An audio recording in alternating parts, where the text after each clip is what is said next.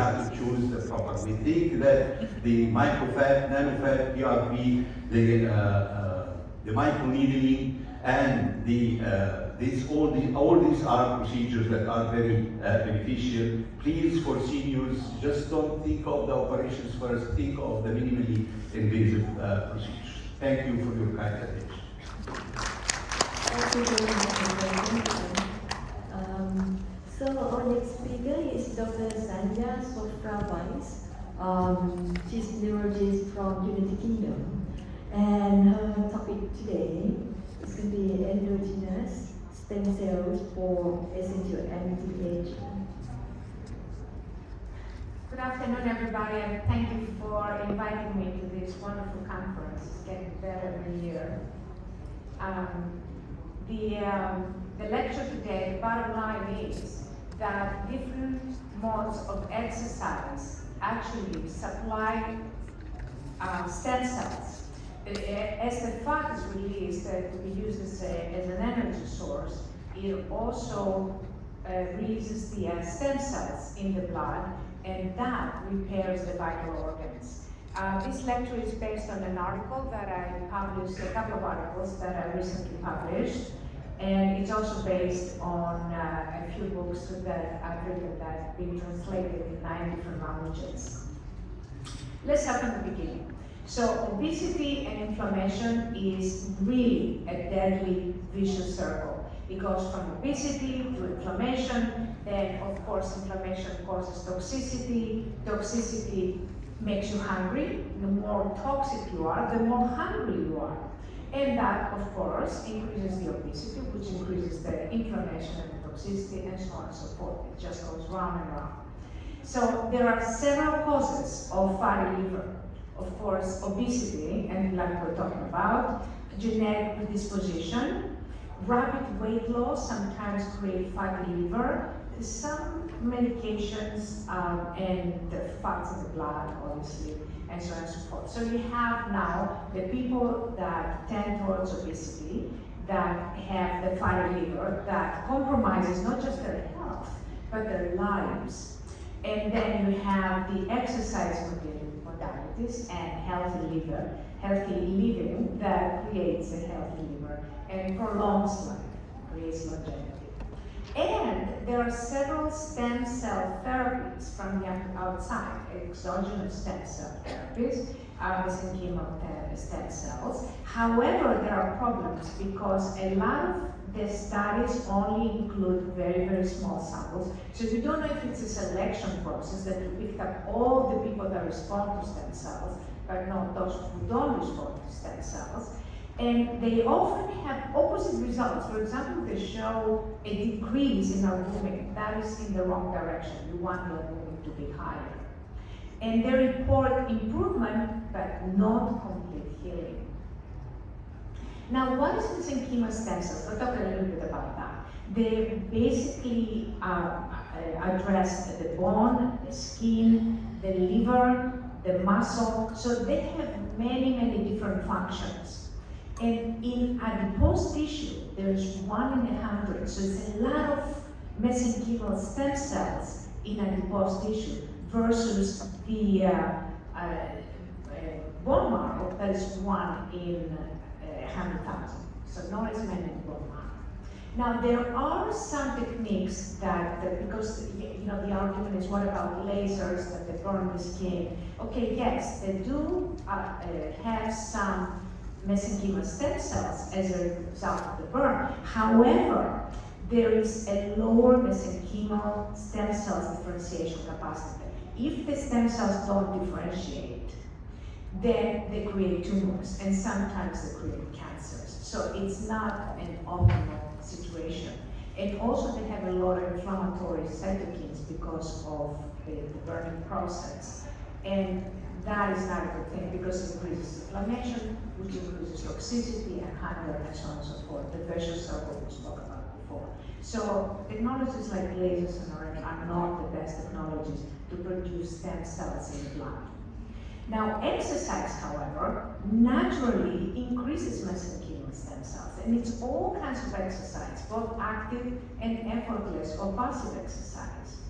We looked at 95 articles with aerobic and resistant exercise protocols, and they all introduced the repair of the fatty liver as a result of exercise. Exercise, what it does, it basically naturally releases the fat into the liver, the adipose tissue contents into the liver, which have toxins and water and lipids and all the other, but they also have stem cells, and the body will utilize the stem cells to repair vital organs. Our research is primarily for fatty liver. We're looking now at other vital organs like kidney, lungs, etc. Now, the contents of adipocytes naturally released into the bloodstream after exercise can provide mesodermal, mesenchymal stem cells, endothelial cells, smooth muscle cells, and hepatocytes, which are also very useful in the liver function.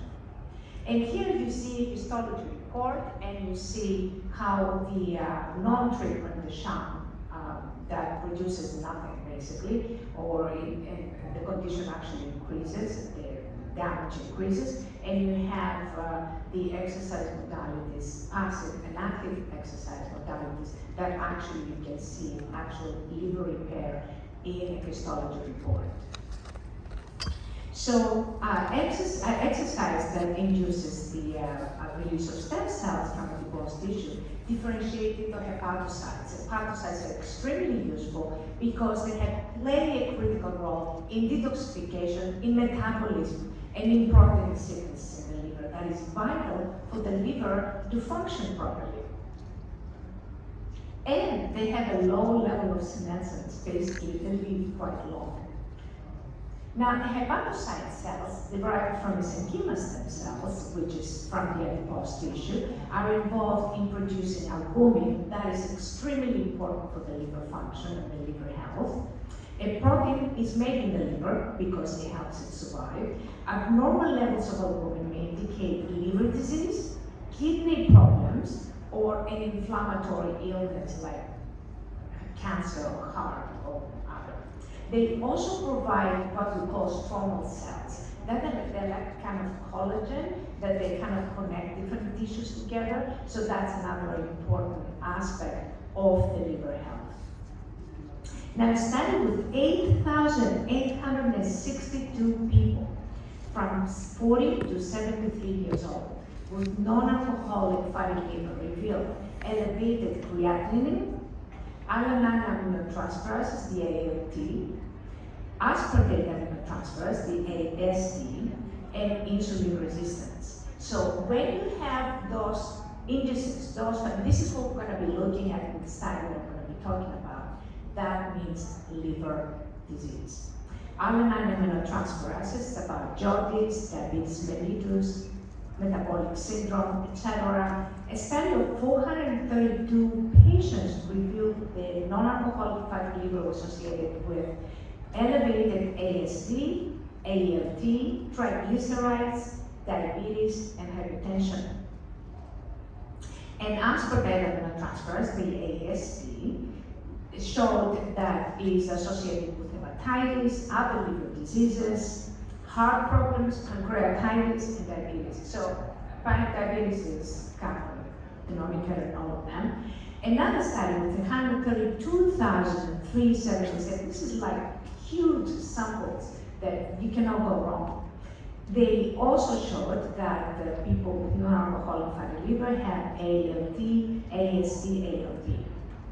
And alkaline phosphate, the ALP, must be within the normal range. So remember, because high ALP is cirrhosis and tumors and hepatitis, and low ALP is anemia. So it has to be within the normal range. You don't want it to be too high, you don't want it to be too low. And this is the study that we did. We looked at 10 pre-diabetic subjects, and the BMI was 31.99, so they were very obese, between 54 and 64 years of age. And what we did, we had sonography reports, we had ALT, AST, and ALP and albumin from the blood, creatinine, bilirubin, triglycerides, VLDL, the very low density lipoprotein. CRP has to do with inflammation. And testosterone and cortisol.